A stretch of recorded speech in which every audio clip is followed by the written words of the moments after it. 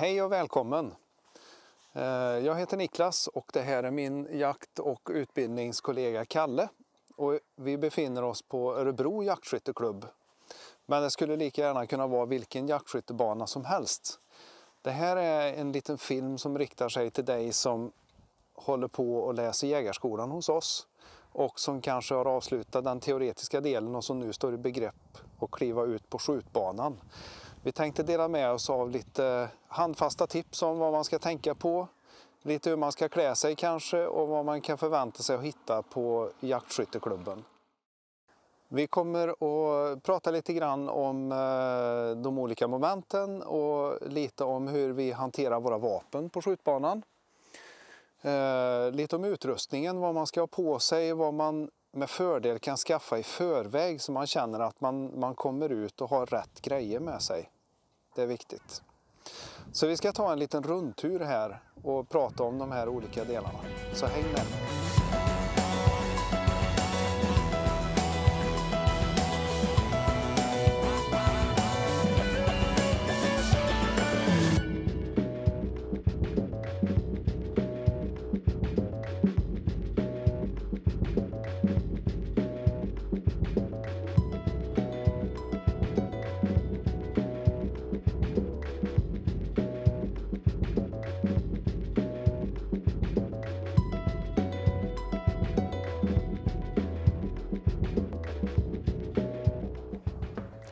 Ja, då har vi förflyttat oss en bit ner på skjutbanan och nu står vi på en av kulskyttedelarna och det är oftast så de flesta skjutbanor är utformade att man skiljer på kulskyttet för sig och hagelskyttet för sig.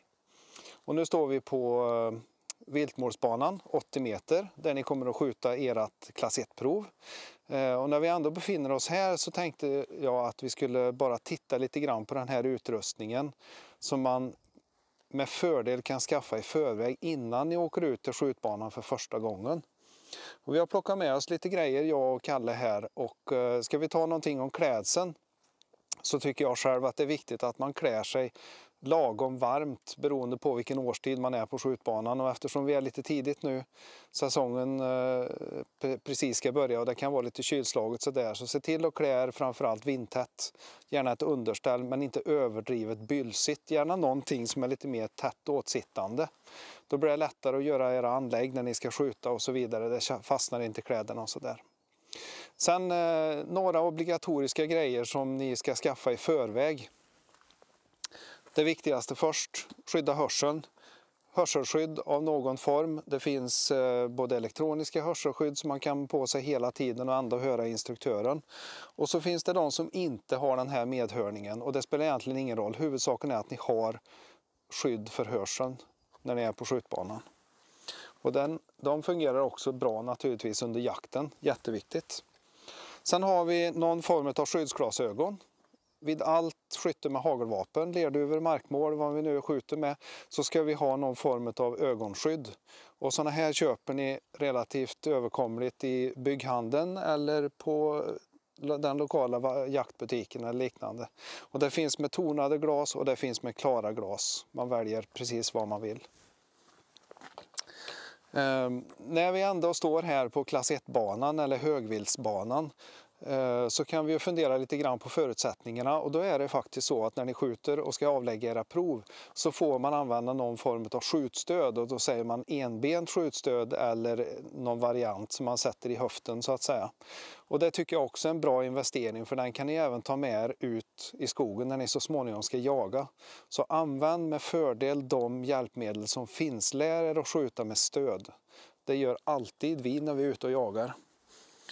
Och här har ni ett enkelt enbent skjutstöd som man gärna kan skaffa. Det kommer säkert att tillhandahållas på skjutbanan där ni är och tränar också. Men har man ett eget sånt här, då vet man ju också att man har ett med sig när man ska ut och jaga så småningom. Ska vi säga någonting, Niklas, om hur man ska ställa in det där skjutstödet så att det blir rätt höjd för en själv? Det kan vi absolut göra. Och det här, precis som du säger Kalle, att det här är ju väldigt individuellt, och det är längden, hur lång jag är, som avgör hur hög det här skjutstödet ska vara. Och det här är ett skjutstöd som jag kan reglera höjden genom att vrida lite och så kan jag skjuta ihop och låsa fast, eller jag kan dra ut det.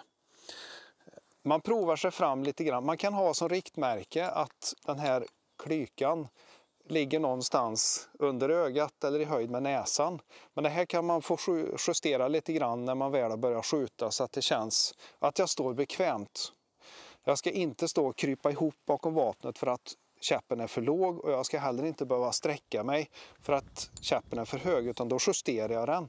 Och för att göra det lätt att hitta tillbaka till det här läget nästa gång jag kommer till skjutbanan, så kan jag ta med fördel en tuschpenna och så gör jag en liten markering på den här käppen. Då vet jag att dit ska jag, och så låser jag fast den. Då har jag rätt höjd inställd direkt. Men så att ta den tiden ni behöver för att justera in stödet så att det blir rätt längd.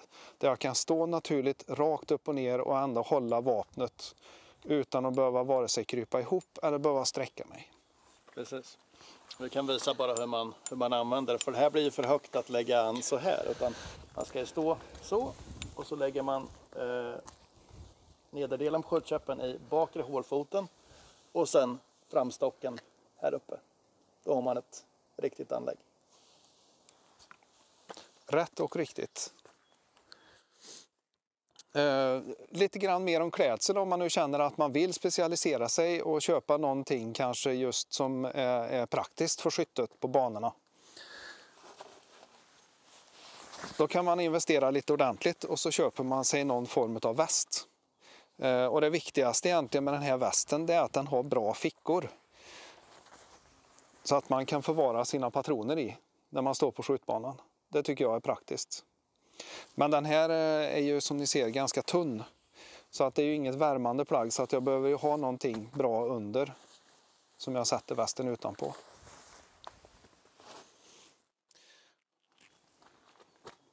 Ja, ska vi säga något mer om våra vapen? Kalle? Vi har ställt dem i ett vapenställ som ser i stort sett likadant ut på vilken jaktskyttebana ni än besöker. I det här fallet så är det fristående utanför där vi står och skjuter, men det kan också sitta på väggen på huset som vi står och skjuter ifrån och liknande. Men att vapnen står och vilar i speciella urtag, och våra slutstycken är tillbakadragna för att man ska se att vapnet är tomt, det är oladdat. Vi har tagit loss våra löstagbara magasin och lagt dem vid sidan av för att vara tydliga med säkerheten. Och när jag plockar mitt vapen så tar jag en extra titt och jag känner gärna efter. Och det här är också viktigt när ni så småningom kommer att göra era prov.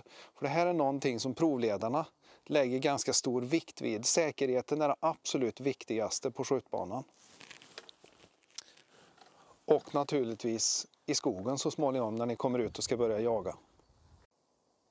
Något att tänka på i den mån det nu dyker upp.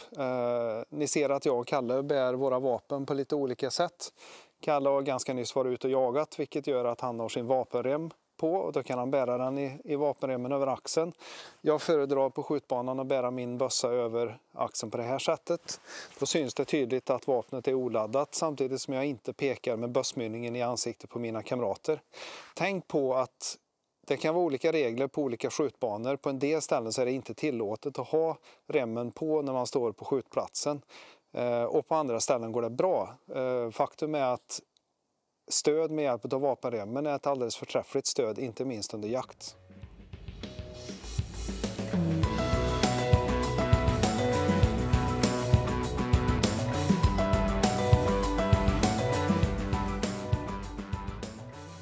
I anslutning till varje skjutbana eller skjutplats så finns det alltid en skjutbaneinstruktion.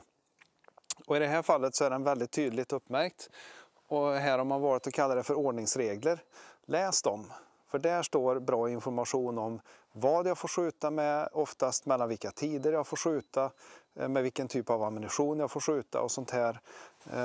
Sen kommer säkert skjutledaren eller instruktören att berätta om det här också, men här finns det bra information. Och bredvid mig här finns till och med anslaget de instruktioner som ni ska läsa inför varje provmoment ni ska göra. Och i det här fallet så handlar det om högviltprov, kulgevär, och det handlar om säker vapenhantering.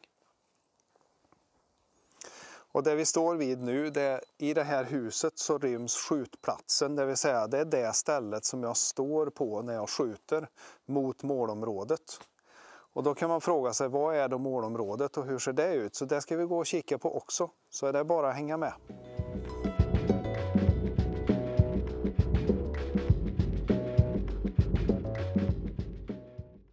Ja, då har vi förflyttat oss ifrån skjutplatsen, alltså det ställe där vi står och skjuter, ner till det vi skjuter emot. Och det kallas för målområdet. Och bakom mig och Kalle så har vi en stor sandvall och det är kulfånget, det är där vi skjuter in våra skott i. Den är alltså konstruerad för att skjuta emot. Och det är där våra vapen ska riktas emot, oavsett om de är laddade eller oladdade. Och emellan mig och Kalle så ser ni en röd punkt. En stor skylt med ett vitt kryss i. Och när den ser ut så, då är det förbjudet att skjuta. Det är till och med förbjudet att ladda sitt vapen. För att det ska vara okej att skjuta, då ska den här vridas runt och visa en grön sida. Då är det inte någon personal som rör sig här nere, där det är ingen som är här och markerar, utan då är det klart för att skjuta. Så fort den blir röd med ett vitt kryss så är det skjutförbud, eldupphör.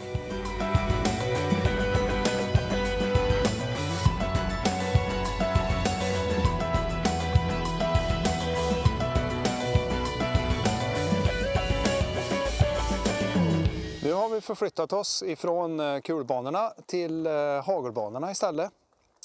Men miljön känns igen. Och här har vi ett vapenställ där vi har ställt våra hagelvapen. Och eftersom de här hagelvapnen inte direkt signalerar säkerhet det första, utan de står ju här bara, så vill vi ändå visa lite grann hur ska jag tänka när jag tar ett hagelvapen ur ett vapenställ som ser ut på det här sättet.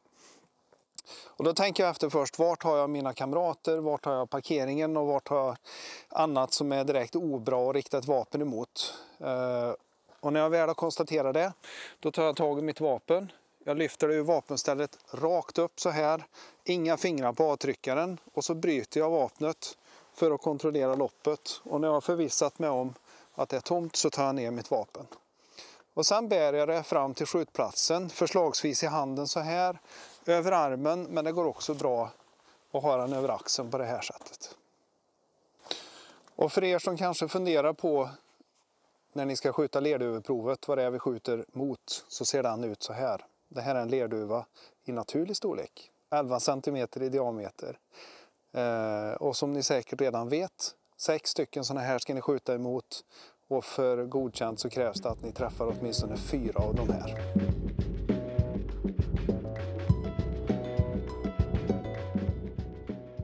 Tänk på när du ska skjuta, oavsett var du skjuter, att oftast så har du ingen tidspress. Alltså låt det ta lite tid, ställ dig i ordning på skjutplatsen, ladda ditt vapen, koncentrera dig på uppgiften innan du ropar fram en duva eller innan du avlossar ditt skott mot älgen eller vad det nu kan vara. Det är oftast ingen panik, man behöver inte hasta iväg skotten. Och vill du lära dig precis hur du ska tänka rent tekniskt, hur du skjuter med ditt kulvapen, hur du skjuter med ditt hagelvapen, så återigen titta på Jägarförbundets hemsida eller gå in på din inloggning på e-jakt och kika på filmerna som ligger under vapen och skytte. De är toppenbra.